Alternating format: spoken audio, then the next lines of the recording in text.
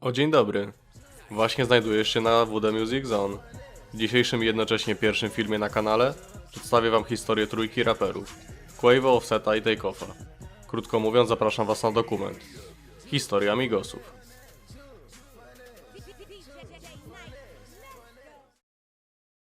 Migos pochodzą z północnej części przedmieść Atlanty, Lawrenceville, położonego o 50 km od centralnej części miasta. Cały zespół jest ze sobą spokrewniony.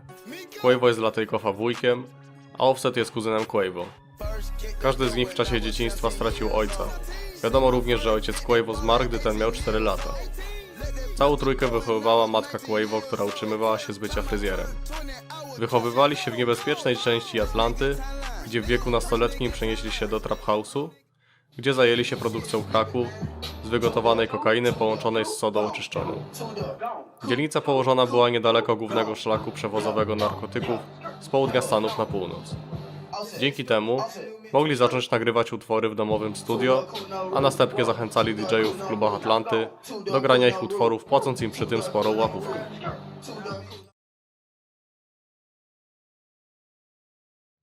Dyskografię Migosów rozpoczyna mixtape Jack Season, wydany 25 sierpnia 2011 roku, hostowany przez DJ-a Geniusa i DJ-a Nighta. Następnym projektem jest mixtape No Label, wydany niezależnie przez artystów do sieci. Oprócz wcześniej wymienionych do współpracy dołączył również DJ Ray G. W 2012 roku przed jednym z klubów w Atlancie trio zapoznało się z Rich the Kidem. Już w 2013 roku wydali wspólny mixtape Streets on Lock. W 2012 roku poznali również Gucci Mane'a, którego utwory słuchali od lat i który był dla nich jedną z największych inspiracji. Migos zaczynają współpracować z Gucci. W 2013 roku współpracują również z Soulja Boyem, z którym nagrywają track pod tytułem We Ready.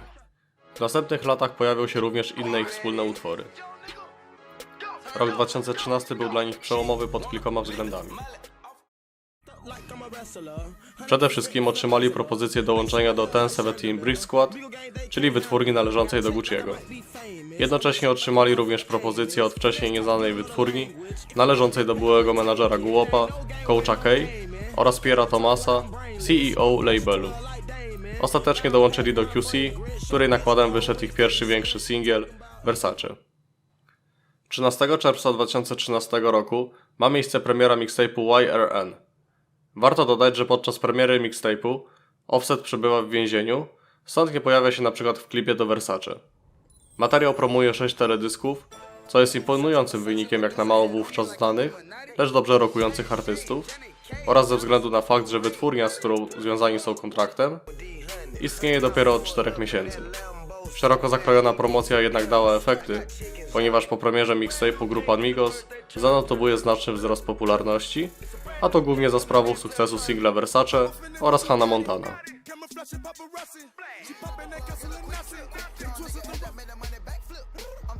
1 października 2013 grupa wydała kolejną część mixtape'u z Rich the Kidem. 27 listopada 2013 wychodzi remix do utworu Shabba A$AP Ferga z gościnnym udziałem Shabba Ranksa, Busta Rhymesa oraz Quavo i Takeoffa. 25 lutego 2014 roku Migos wydali kontynuację mixtape'u No Label z 2012. Na projekcie pojawiło się wiele utworów, które zdobyły większą popularność: Fight Night, Handsome and Wealthy czy Birds.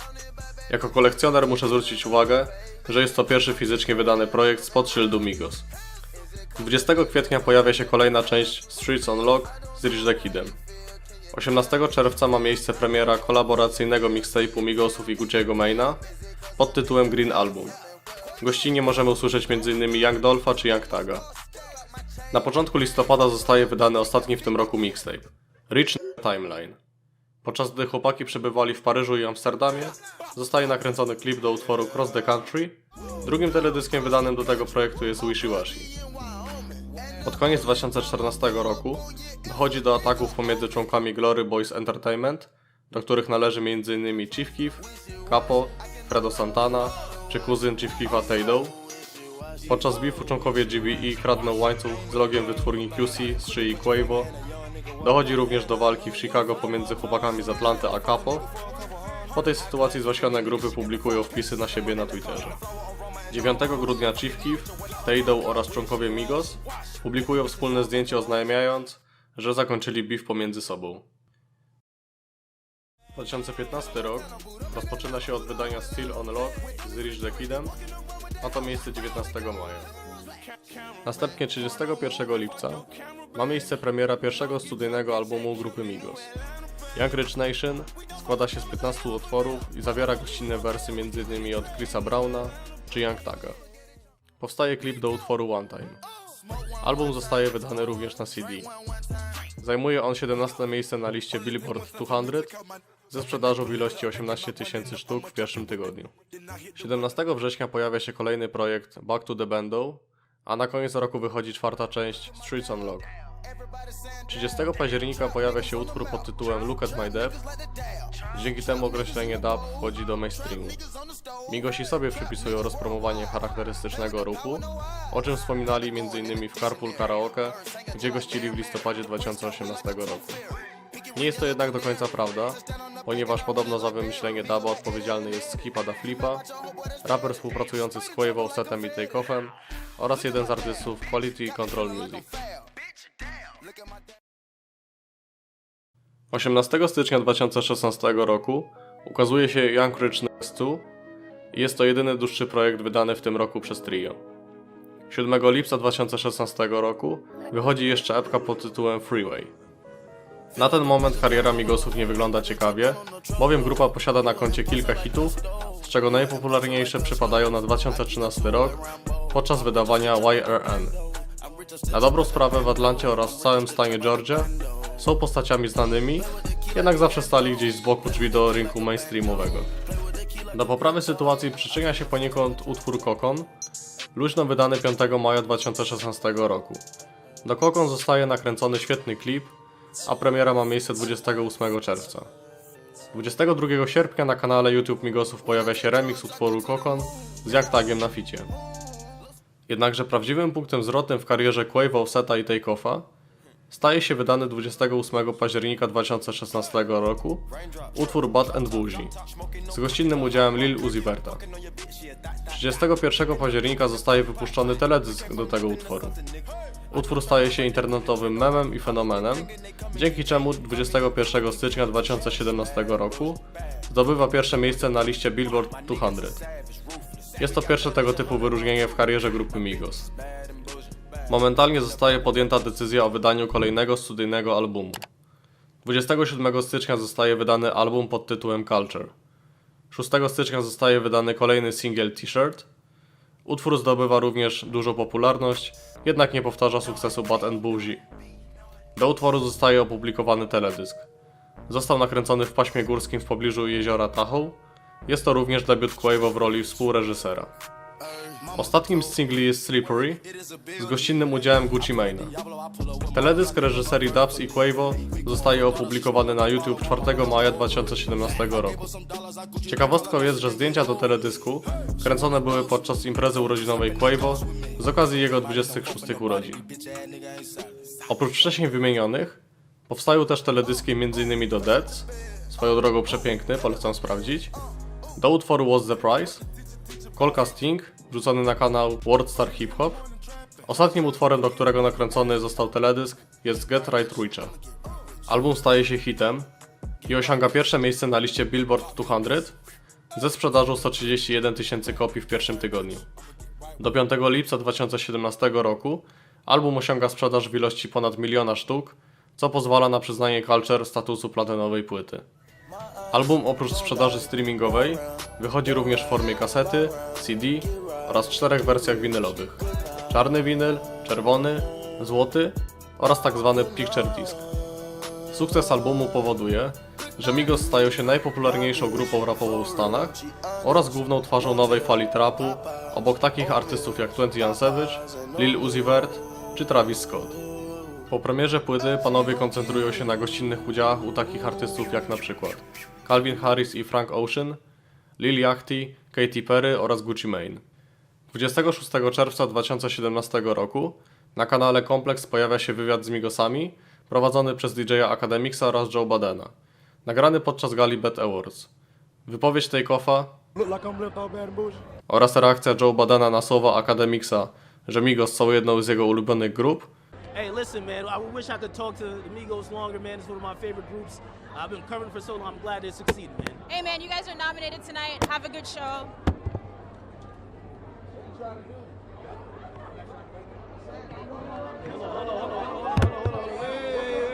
Wait. No, wait. Where's their security guard? Where's their security guard?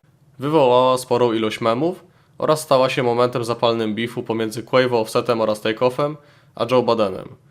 19 grudnia zostaje opublikowane wideo do utworu Ice Tray z udziałem Quavo i Lil Yachty'ego atakujące Joe Badena. If a nigga hatin', call him Joe Budden. Pussy, cool outside and this press button. 31 października w Halloween ma miejsce premiera kolaboracyjnego mixtape'u Offseta, 21 Savage'a oraz Metro Boomina. Materiał debiutuje na 4. miejscu listy Billboard 200 ze sprzedażą 53 tysięcy sztuk w pierwszym tygodniu. 1 marca 2018 roku zostaje opublikowane wideo do jedynego singla z albumu, Ric Flair Drip, czyli genialnym solowym utworem Offseta. W teledysku pojawiają się m.in. 21 Savage, Metro Boomin, Quavo, Takeoff oraz Ric Flair, czyli były wrestler. Ku mojej rozpaczy materiał nie ukazuje się w innej formie jak streaming. 21 grudnia 2017 roku wychodzi kolaboracyjny projekt Quavo i Travisa Scotta. Materiał promuje jedno wideo, Black Chinese. Gościnnie na albumie pojawia się jedynie Offset i Takeoff. Projekt ten debiutuje na 3. miejscu listy Billboard 200 ze sprzedażą 90 tysięcy sztuk w pierwszym tygodniu. 26 stycznia 2018 roku wychodzi kolejny album, Culture 2. Album zawiera 24 utwory i jest promowany 4 klipami do utworów Walk It Talk It z Drake'em, Motorsport z Nicki Minaj i Cardi B,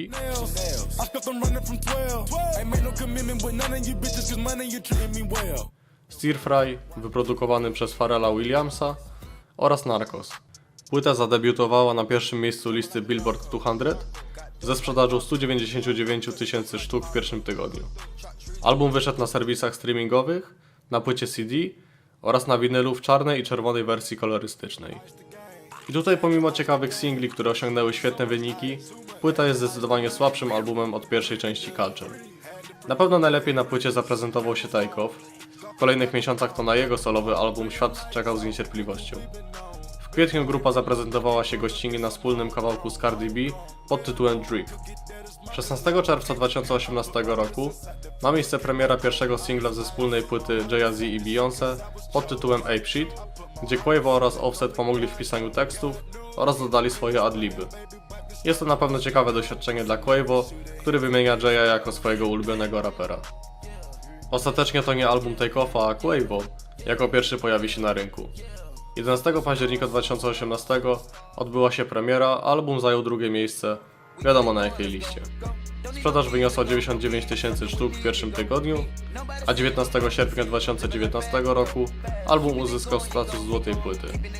Pojawił się w wersji stream, CD oraz na winylu. Materiał promowały 4 single, na czele z Workin' Me. Następny na rynku pojawił się album Takeoffa, bo 2 listopada 2018 roku. Album zawierał skromną ilość udziałów gościnnych, w przeciwieństwie do albumu poprzednika. The Last Rocket zajmuje 4. miejsce ze sprzedażą 49 tysięcy sztuk w pierwszym tygodniu. Materiał promują wideo The Last Memory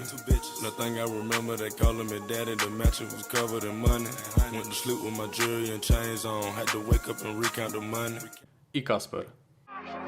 Bad bitch, small waist, pretty face. Having my way, she let me know on the face. Przed świętami miała mieć miejsce premiera sorowego albumu Offseta, ale premiera została przełożona ze względu na jego planowany rozwód z Cardi B. Przed świętami również grupa została zaatakowana przez Layzie Bona z grupy Bone Thugs and Harmony. Na jego słowa odpowiedział Offset na swoim Instastory.